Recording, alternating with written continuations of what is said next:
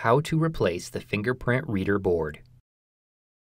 Before you begin, remove the service door, battery, 2.5-inch storage drive assembly, wireless WAN module, keyboard, base enclosure, right fan, left fan, and system board.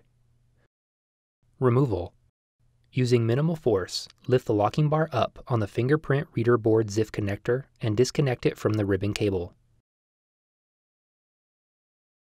Remove the 2mm P1 Phillips-head screw that secures the fingerprint reader board to the top cover. Remove the fingerprint reader board bracket from the fingerprint reader board.